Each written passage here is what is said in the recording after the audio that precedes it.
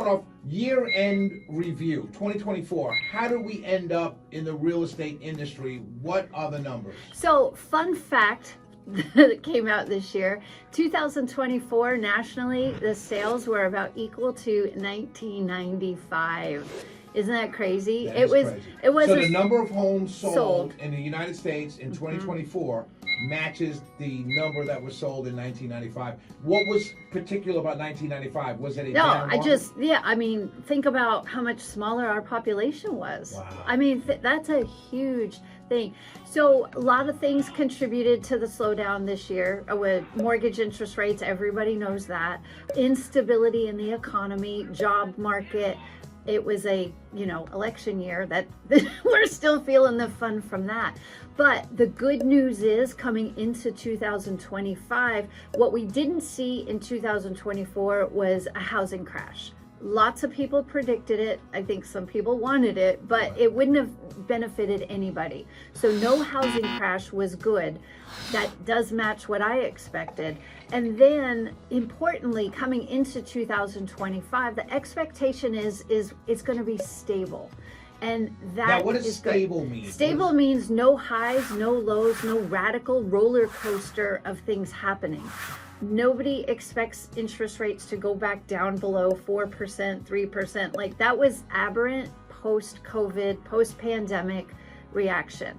If interest rates stay stable between 5.5% and 6.5%. And they just did a rate cut. Well, the Fed did a rate cut, but that did not drop mortgage rates yet. And I know that boggles a lot of people's brains, but that is how it works. The Fed doesn't set mortgage rates. So it impacts the feelings about what's going on in the market. But mortgage rates haven't come down yet. They're still hovering close to the 7s. Wow. So coming into the spring, as soon as rates do start coming down, somebody with good credit, we can get them in homes at lower than 7%. It just all depends on the individual. That's a whole show unto itself. Right. But for 2025, we're expecting stability. We have more inventory of homes available to sell right now. So that helps the buyer. Helps correct? the buyer, yes. And so what we've had for the last couple of years was hardcore sellers market. Sellers could do what they wanted. There was lots of demand and it was favored to the seller. Now it's balanced. It's not a true buyer's market yet. We don't have an excessive amount of activity, but what we're seeing in pretty much all parts of Atlanta market right now is it's an equal playing ground, which means buyers have houses to choose from, which is nice.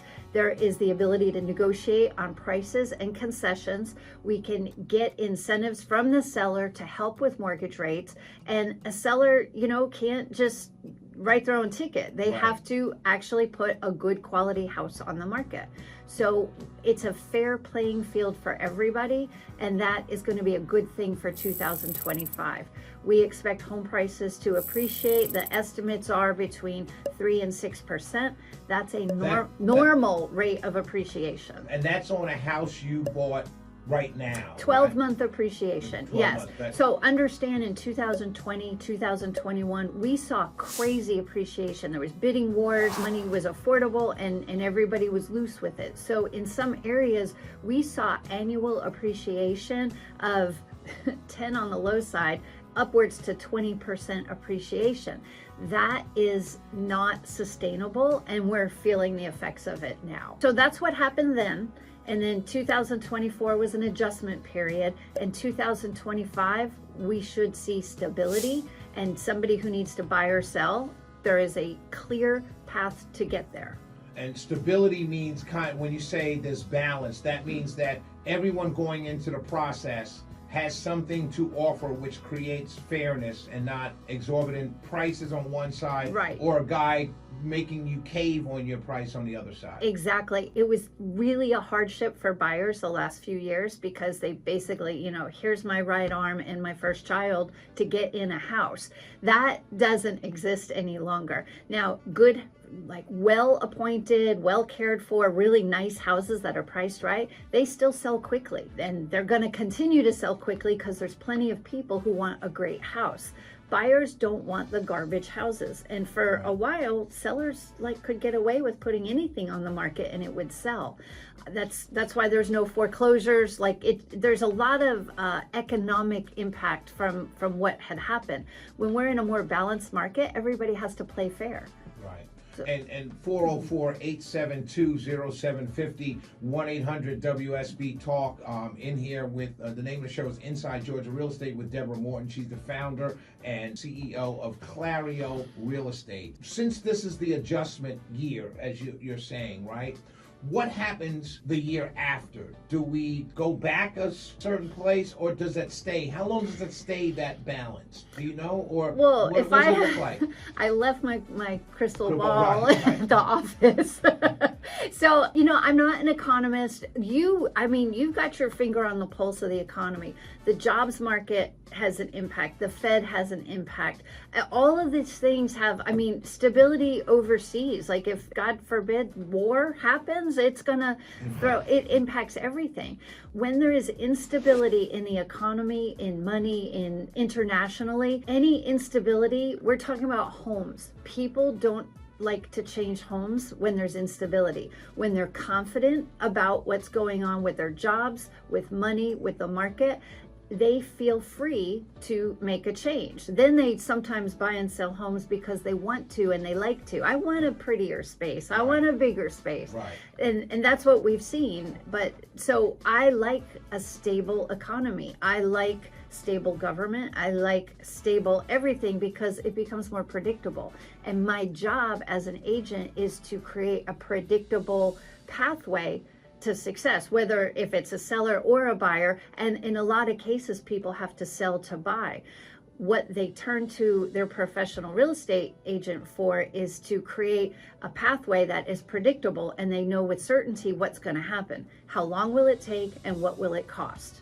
Let's talk about AI and technology with the real estate industry, because you seem very excited to want to talk about this. So we talk about technology a lot. There's no getting away from it. People who don't realize what's coming with technology, you could very quickly be left behind.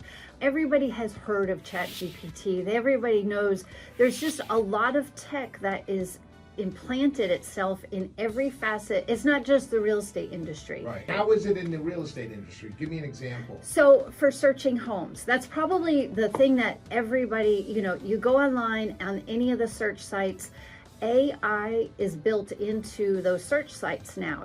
We've all heard the talk about the algorithm. Every time Meta changes the algorithm, your feed either gets seen more or it doesn't get seen more. Well, that happens everywhere, and those algorithms are running people's lives. So when you're looking for a home or selling a home, how your home appears in the technology sector matters more than ever before. And I'm starting to see it greatly impact. To get the visibility a seller needs for their home, they have to be present in all of the places. And everything that's happening on the back end, I am a great real estate salesperson, great with contracts, negotiating, all those things. I didn't know when I started in this industry, I was gonna have to be a tech specialist also. But guess what I learned how to do?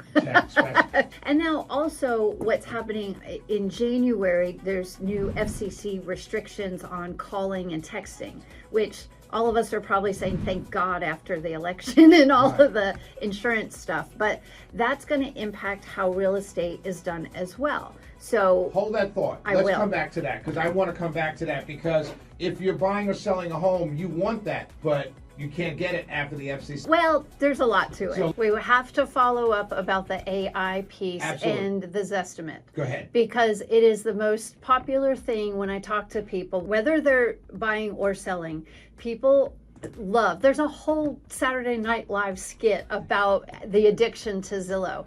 The Zestimate is AI. Now, what is the Zestimate? That is, thank you. That is if you want to look up someone's property value, your own or anyone, you have an address, 123 Main Street, Madison, Wisconsin, you put it in there and you can look up what Zillow predicts that property value is. A lot of people think that's the truth, and it's not. Zillow is a marketing company that does a great job. It's highly entertaining. Everybody's hooked on it, and it's fun. but don't think that's a real estimate. That is part of the technology that is built into that marketing platform. So what goes into the estimate of the value of your home? So there always was, and there still is very good AVM models. They're automated value.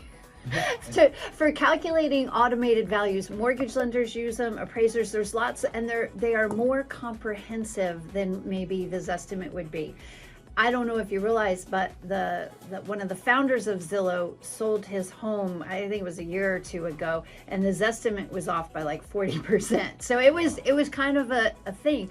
They will adjust them as they go. So if you look up your home value today and it's priced at, let's just say $450,000, and then you put it on the market for $500,000 because that's what you and your agent decided was the appropriate price, that Zestimate will change as soon as it sees. It's pulling data from all over the MLS, so tax records, all the places. So there are other tools, CoreLogic, there's so many tools available now. So like on my site, I've added a private, it's not based on the Zestimate.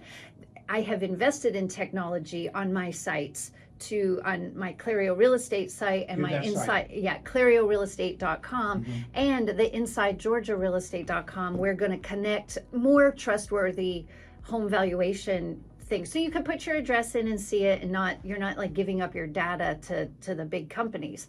But the main thing that the takeaway here is, until a professional, whether it's a qualified real estate professional or an appraiser, evaluates your home in person, it's just guesses. It's guesses based on technology. And that's why the technology improvements matter a lot. You have to know what you're doing with the tech.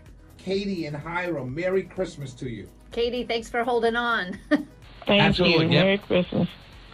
I inherited a home 800 miles away. It's a 1970 home. And I have family members in it, and it's becoming a burden, and it needs repairs. And I was thinking of using those companies that, they'll buy it, and all you have to do is pack. Right. Do you need the money? It's a burden as far as paying homeowners insurance. Also, I've paid property taxes that it's taken a long time to get back from the family members. Yeah. And I could use the money. I could give some of the money to the family members so they can go about their way and buy their own home. That would be great. I'm sorry you have to go through that. I hear this all the time. There's so many people that are in this situation. Now, can you explain a little the situation? I understand it. Yeah, go ahead. So the situation is the home is not nearby. It's hard to maintain. It's expensive to maintain, and she's ready to sell it because it was an inherited property. So she's trying to evaluate, do I kick my family out, fix it up, sell it for top dollar, or do I just sell to a cash offer type of situation? And in this situation, a cash offer might be the best choice for you because you don't have to have every last penny out of it. You will give up equity. Like, they don't pay top dollar, any of those do. Zillow's no longer buying houses. They did a bad job with their estimates and They lost money on it. There are many, many, many options for cash offers in every state. I'm only familiar with Georgia, here in Georgia, but every state has them. And if you want to send me a message, I will help you find a quality agent in the area that can refer you to a cash offer. Now, Opendoor, there are national companies that do it. You can do this online by yourself without any assistance if you want to, but I'm seeing 80% of market value would be for a home in decent condition that wouldn't take a lot of work, is what an investor would give. If it needs work, it's going to be less than that. Right. So you figure they're going to calculate how much the repairs are, whether it's flooring, paint, whatever they need to do to make the home market ready. They're going to roll that into the deduction from the sale price that would be market value. Katie, correct me if I'm wrong. Is the aspect of dealing with family members also a big factor in the decision making? Because if she sells it, does the buyer help get rid of the family members and she doesn't have to deal with them? Yeah. Every time. That seems like the big deal. Yes. Yeah. Yeah, and it's unfortunate, but sometimes you do just like I've had, I mean, locally where landlords have had just problematic tenants, and they ended up throwing their hands up and just selling the place because it's you get to a point where it's expensive, it's tiresome, and it just is such an energy suck. You'd rather let go of the property than to keep it and deal with that. Yeah, I'm getting too old for that. So, and I don't want to keep traveling back and forth. Yep. Keeping an eye on the house and everything. So, how do I send you a message, Deborah? If you just go to InsideGeorgiaRealEstate.com, there is a form on there. It's super simple, but it's all spelled out. It's Inside Georgia, Georgia, realestate.com. And there's a form. You can just put your email and your phone number in there, and I'll reply probably today just to confirm that I received it, and then I'll try to connect you. Give me a few more details about like what state it's located in, and I'm glad to help you offline. Okay, Katie? Okay. Yes, sir. Thank you. Merry Christmas, Katie. Thank you for your call. We had a call. Daniel had called, but he couldn't hang on. But you were talking before about selling homes and pricing, and he was asking about lower quality homes. And I kind of wanted to add to that because I live in Mableton. And as you drive Veterans Memorial, Floyd Road, all these major thoroughfares in Mableton, there are townhomes going up on every inch of land that's available in Mableton. It's a little frustrating. It's becoming an eyesore. But I also noticed the pricing is for starting in the 400s. Right. But they're townhomes. They look tiny, they look shoddy. Many of them do. Talk to us about Daniel's question, but my kind of 1B question. So Daniel's question was specific to the materials. So not every new construction home is built equally, and they're priced differently as well. And what happens is any new construction is going to be more expensive. I've never met a buyer that says, yes, I want to spend this for that. Right. It's everybody wants to save as much money as possible. And the quality of the materials does come into play when you're valuing a home in the future, because the lower quality homes don't hold up as well. So in 5 years, the builder grade paint is not looking good. In 10 years, the siding has issues. There's just problems with the craftsmanship. Maybe not the quality of how the house is assembled together, because we do have county regulations. Like there's inspectors, there's stop gaps in place to make sure it meets a certain standard, minimum standard. But the quality of the materials that they're using does have an impact. Right. And there's a huge contrast, a huge difference in quality when you're looking builder to builder to builder. And you can do a lot of homework ahead of time online.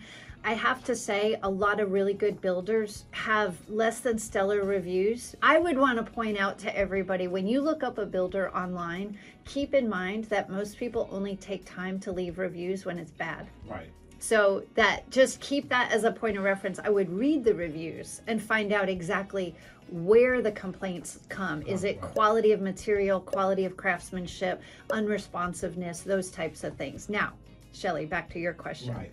So why do you think a townhome for $400,000 is garbage? I almost said a bad word. Right, but it's because I'm driving by these spaces and I'm looking, one day you go by, there's nothing there, the next day there are 4 townhomes up. And the speed at which they're going up. But you can look at the wood, and they're right on a main thoroughfare. Like, why do I want a townhome facing Floyd Road where there's 1,000 cars going by every 2 minutes? It's you don't. I don't, right? But I'm saying, but yeah, so but so that's somebody might. So here's my question though: are these homes priced based on the market? Are they priced based on what are they priced on? Because in some areas I can find a $400,000 home that's 4 or 5 bedrooms and 3 baths. Right, and it's older. Right. So it's used. See, I like older. Right. So you do. That's my preference. That's the whole thing. And you like privacy because you grew up in New York. Right. And everybody was crowded together. Right, exactly. Right. So you crave privacy in space. Right. Other people don't want to mow the lawn or be responsible for painting the exterior or doing, in some Understood. cases, landscaping is included in those townhome communities. So it just depends what season of life you're in. Gotcha. You know, and, Gotcha. and what your background is. There's a lot of people who are renting apartments, and these starter townhomes that you're referring to, they can feel apartment-like to some people, but the difference is it's ownership, and they're growing equity, and it's something of value that when in turn they do sell, rent just is gone. Right. It's just gone. So if you want to build equity and have something of value that you can roll over into, you know, a future investment, there is a time and a place for that. Yeah, I agree. It's just that You're like, wow, $400,000. Well, no, I'm just looking at these homes, and they're townhomes. They're stuck on. They're right up on top of each other. They're right up on top of the roads. There's like no community. There's no private. I mean, there's just nothing. It's just a home right there on the side of the road. Like, and it just seems. It just seems in Mableton. For those of you who live in Mableton and Cobb County, Mableton just seems to be exploding. It is, and it's frustrating for new people like me because I went there because it was quiet. Now it's not quiet anymore. Well, it's funny. I talked to one of our callers from Villa Rica from this past week, and same thing happened in Villa Rica. Great. Mableton has developed a great community. It's got a lifestyle, a vibe all of its own, Yeah. and the people who own there are going to realize the value of that growth. So you might not like it, but you're going to benefit from it when you do sell in the future. It's just traffic everywhere. Saturday, it takes Dude, it's forever. Atlanta. Are you kidding me? Let's. Yes, sir. I've got a rental property, and I also live in a home in Forsyth County. My rental property has plenty of equity into it to where I could pay off my current home. But what would be the tax implications if I either had extra money from the sale and paying off my home? Can I do that, or what's the taxes involved with that? I'm not going to answer tax questions. Not that I don't have opinions on it, but I'm not an accountant or a CPA. And you really should get specific advice on taxes from your professional. If it was an investment property, there will be tax implications from the profit of that. Now, I don't know how many years you've owned it, but there is a depreciation schedule that your CPA will use he'll look at how much you've invested over the years. This is CPA quality work that you should do, but I do think it's a great idea if you don't need the income from the rental home as monthly income, and that's no longer serving you, selling off and having a mortgage for your primary residence, free and clear, baby, free and clear. There's something sweet about that. Got that, Craig? Yes, sir. Thank you very much. I appreciate it. Yes, sir. Stacy, quickly, if you can ask your question. How you doing? I wanted to ask if I bought property when I was 19 years old. I'm 55 now, and I'm in the process of selling it. Do I have to put the money back in real estate to lower my income tax, or can I sit on the money and take my time with it? A 1031 exchange is the vehicle when you want to take proceeds from one commercial investment in real estate and pour it into the other. You're basically deferring. Your taxes don't go away, they just get deferred. Again, a CPA should be advising you on your tax situations, Right. but this was never your primary residence? This was always an investment? Yeah, I bought it when I was 19. I was told always buy property and Yes. never go away. That's So right. I did. I held on to it for 30 years. They ended up putting a 1,100 acre reservoir on my property. So I've always had it. I just never sold it. And now it's just, I'm going to build a house. Mm-hmm. I wanted the proceeds to go towards building my house. Yeah. Please consult a tax advisor before you make your final decisions. All right. I sure would. Thank you, Stacy. Let's go to Vicky. Let's end the show. Let's have some fun. Go ahead, Vicky. What is your comment and or question? Hey, Shelley. So I was just listening to your remarks on how you thought townhomes were kind of undesirable, other than for first-time homeowners. So I just wanted to add to that a little bit.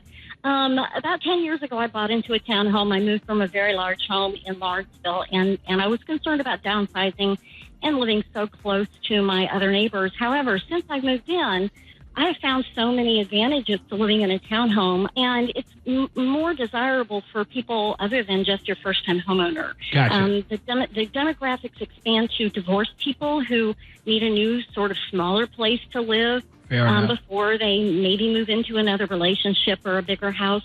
Single parents, who maybe have just one or two kids, seniors who just can't keep up a big house anymore, and people who travel, people who, are in sales or in the airline business and they're not home. They have a kind of a place that they can come to and be at. But when you leave and you travel, you lock the door, you leave, nobody knows you're gone. Right. The lawn is done, everything's maintained, your neighbors are so close, right. so they Good. kind I'm of look so- out for you. Yep. Hold on, Vicky. Go ahead. I'm sold. Go ahead. Deborah. Vicky, I am so grateful you called in. Shelley and I had a good argument on the commercial break about that, about everybody is different and everybody should have the right to have a home and own a home that suits them and their taste. Is that why, based on what Vicky was saying, is that why it's so important to have a realtor? Well, of course it is. If you need professional advisement in any industry, but that's why I'm so passionate about what I do here, because your opinions are based on your feelings. Right. And real estate valuations are not based on feelings. Just because you don't think it's worth it doesn't mean it's not worth Millions it. of others do. Exactly. No, And a professional real estate agent takes the emotion out of the equation. yeah. And you are that professional real estate agent. How can people get in touch with you? InsideGeorgiaRealEstate.com. Go to our website and see me. Follow me on Instagram. We're also on YouTube. So if you want to catch a replay of the show, look there. InsideGeorgiaRealEstate.com, ladies and gentlemen. I will be back on the air Monday at 3 o'clock. Have a wonderful weekend. God bless and Merry Christmas.